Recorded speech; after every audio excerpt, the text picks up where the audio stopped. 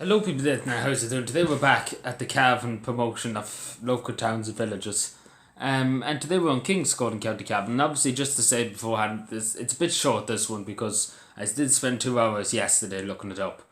And it's difficult. It was very difficult because it is a town. Kingcourt is a town. When the bigger the town is, the more information there is and there's more history. And it's just so much information to take in and to try and see what to put in and what not to put in. So forgive me if I do miss something.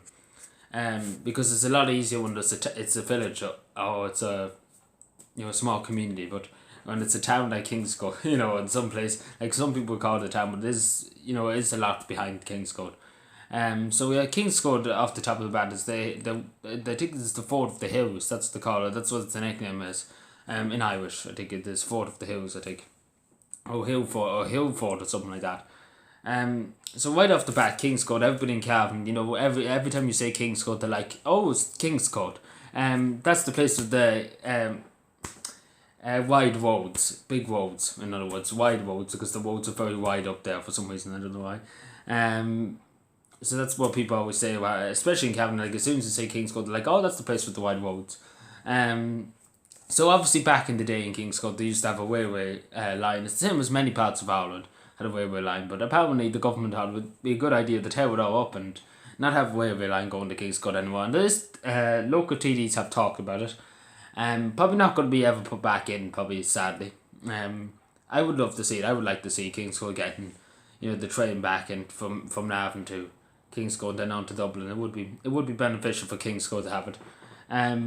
But the government have other ideas. Let's spend 2 point something million on a put though. How about that? That'd be a great idea. The Church of the Immaculate Conception. I can't say the last word in it. It's a beautiful church. I was in it. In Kingscourt, it's a beautiful church. It's beautiful outside. It's beautiful. It's nice on every part of Ireland's nice on the summer's day because it's just so beautiful. Especially with the what you call the stained glass windows and everything. It's beautiful. Beautiful being inside. So obviously this next word I'm going to absolutely butcher, but it's done in Forest Park, done at Forest Park. I hope I'm saying that right. I've been there many times. It's a lovely Forest Park and it's just lovely. It's peaceful, which is always nice. So obviously it's just another thing by Kingscourt is this Cabot Castle, which is a hotel in Kingscourt. I don't think I have been there. I really don't think I have been in it. At least maybe I have. I don't know. I can't remember, but. I was in some place in Kingscourt, I remember once, but I probably was in some other hotel. Can't remember, but I can't remember the same life. But it's a really nice place. I've seen photos of it. It's really lovely. But anyway, and also Kingspan, Kingspan, Breffni,